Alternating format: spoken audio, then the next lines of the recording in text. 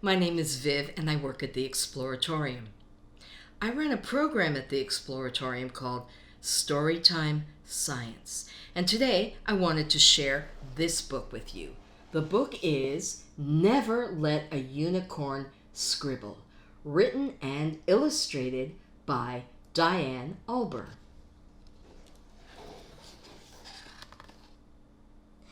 I recently got a pet unicorn. I know it's hard to believe, but it's true. And everyone keeps telling me, never let a unicorn scribble.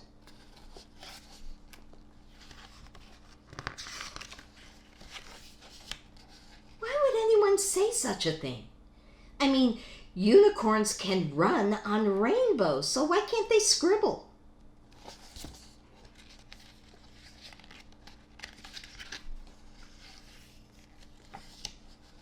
I thought, if I gave her just one crayon, what could go wrong?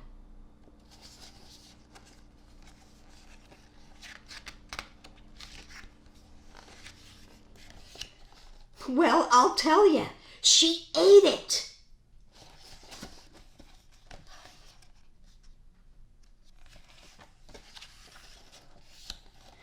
Now my favorite bright pink crayon was traveling to the belly of my unicorn.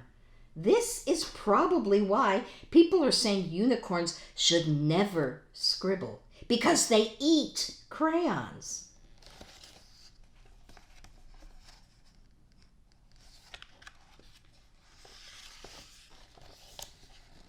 Then it occurred to me, maybe unicorns don't know how to use crayons. So I gathered all of my crayons and started to scribble.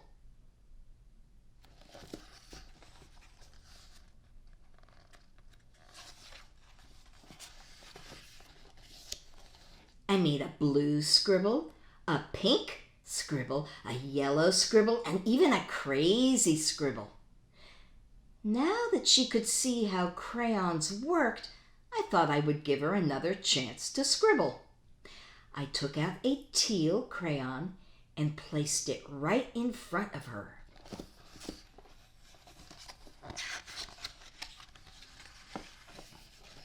And she ate half of it!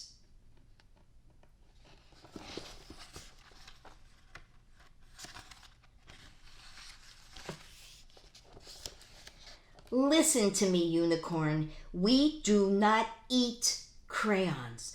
We draw with them.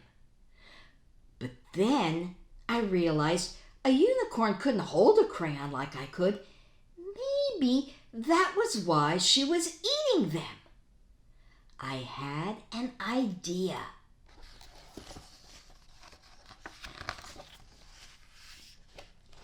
Maybe if I tied a few crayons to her horn, that would help her scribble. Within seconds, glitter scribbles started shooting out like water from a fire hose.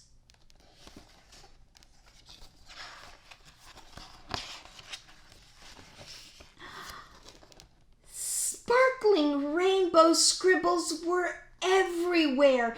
They were on the floor, on the ceiling, on the walls. They were even on my lamp. I've been begging my mom to redecorate my room for a while now, but I don't think this is what she had in mind.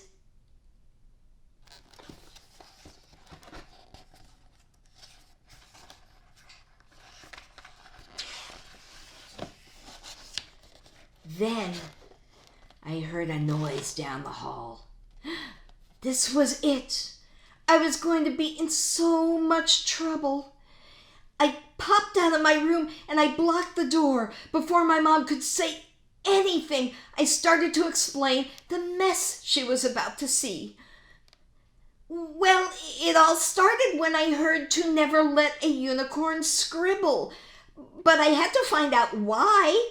So I gave my unicorn a crayon, and then she ate it. Then I tried to teach her to scribble, and then she ate another crayon. So I tied the crayons to her horn, and boy, was that horn magical. the scribbles started shooting out like a water fountain, and they were so sparkly, but it made such a mess, and I'm sorry.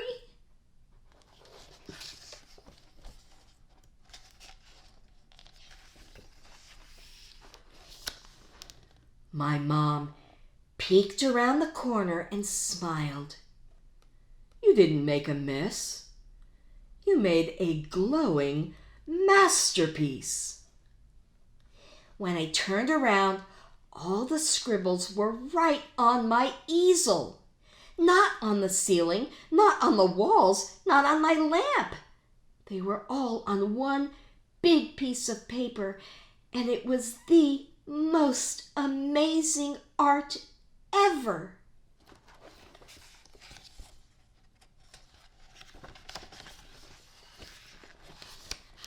All this time, people wanted to stop unicorns from scribbling. It could be because they eat crayons, or because it's so messy, but if my unicorn had never scribbled, she would have never learned how to make this masterpiece. So the next time you hear a unicorn shouldn't scribble, just remember, all great art starts with a scribble, and even unicorns have to start somewhere. Now I want to share a quick activity so you can observe rainbow colors in your own home. I have a pie plate, and in it I have some dishwashing liquid that I thin down with a little bit of water. Not too much, because you want it on the thicker side, a little bit thicker than you would normally do your dishes with. And I have a straw. And I'm going to blow a mound of bubbles into this pie plate. And I'm going to make sure that I actually blow into the straw. I don't want to pretend like I'm drinking the soap solution because I don't want a mouthful of soap. So I'm going to blow a mound of bubbles, and then I'll see rainbow colors in there. It's good to do this maybe right outside or in your kitchen near a sink, because it could get a little bit drippy.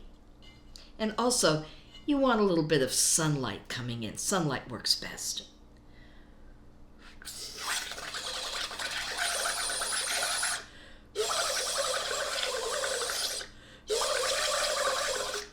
So I've blown a mound of bubbles. Much harder to see on camera. You'll be able to see it better in real life when you try this at home. But I'm seeing green and blue and purple and pink and yellow and orange and all the rainbow colors. And you can also see how I didn't put my mouth right on the straw just so I would make sure that I wouldn't drink any of the soap solution. I had my mouth a little bit away from the straw, and I blew really hard.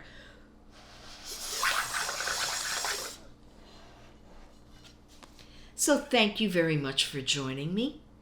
And on behalf of the Exploratorium, I'd like to say, be proud of your imagination, be proud of your creativity, and be proud of who you are.